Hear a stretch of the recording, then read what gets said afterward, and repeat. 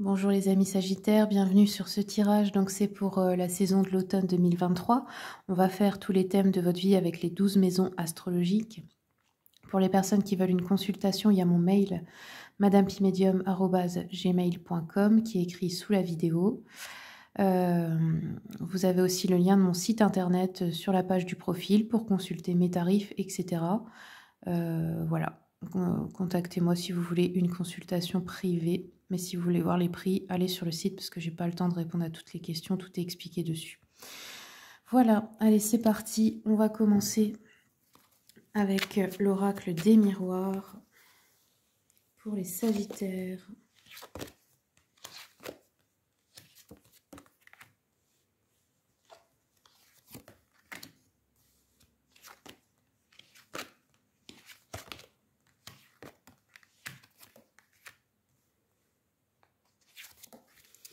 Alors, ok. Donc déjà, image de soi, renaissance à soi-même. On voit que là, ce mois-ci, enfin, c'est pas un mois, c'est la saison. En automne, il pourrait y avoir une envie de retour en arrière ou quelque chose qui vous revient, comme par rapport à une séparation passée, peut-être par rapport à des personnes de qui vous vous êtes séparés. Ça peut être au niveau sentimental, mais aussi relationnel. Il y a quelque chose qui vous revient là, comme une énergie qui vous revient, ou une personne qui essaie de revenir, mais là j'ai plus l'impression que c'est une énergie. On a au niveau des possessions, bien matériel, sécurité financière, on a une naissance. Donc ça peut être tout type de projet, hein. Construction de maison, naissance d'un enfant, nouvelle famille, mariage, enfin c'est quelque chose que vous construisez de nouveau au niveau matériel financier. Ensuite, la maison 3, apprentissage, etc. Ici, on nous parle de rêves. J'ai l'impression que dans l'astral, on vous montre des choses au niveau des rêves. Ça peut être des rêves prémonitoires, ça peut être que vous rêvez toujours de certaines personnes. Quand c'est le cas, sachez que ça veut dire que ces personnes pensent à vous. Et quelquefois, c'est leur âme qui viennent vous parler la nuit parce qu'elles ont trop d'ego pour venir vous voir directement. Donc ça peut être ça peut être l'âme qui vient quand même communiquer. Il peut y avoir des choses comme ça.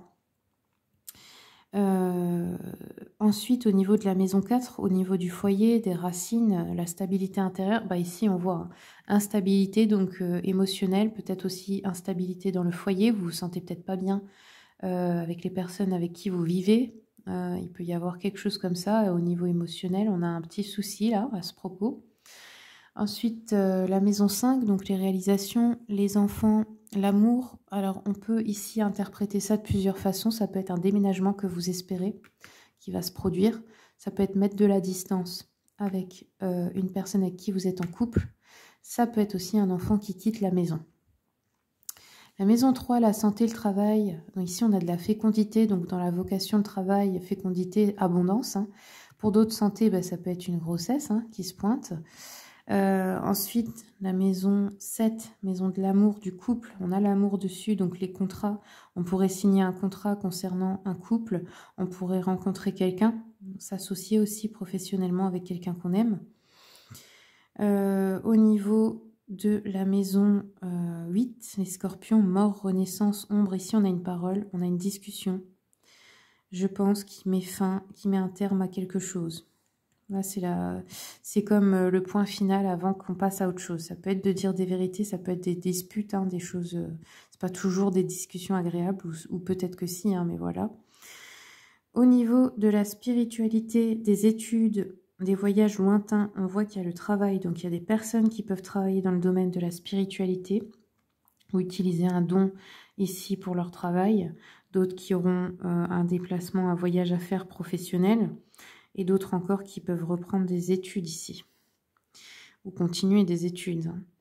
Au niveau de la carrière professionnelle, des ambitions, de la vie publique, ici on voit que quelque chose s'effondre avec la fatalité. Donc ça, c'est un peu les coups du destin, c'est les choses qu'on ne peut pas prévoir, qu'on ne peut pas non plus éviter.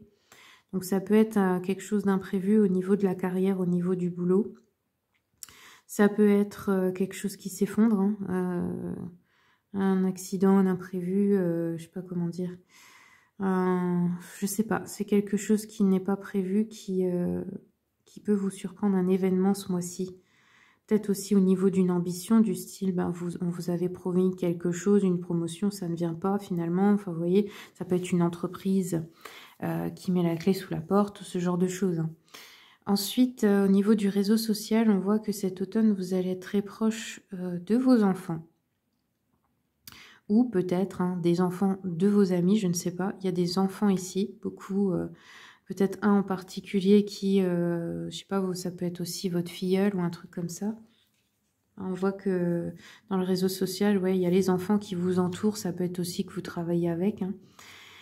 Et le bilan de l'automne, la santé mentale, ici, on a de la joie quand même. Donc, je pense qu'il y a des bonnes choses qui arrivent pour vous cet automne. On va regarder avec l'oracle Ors et Ombres, qui est donc un oracle d'alchimie lunaire.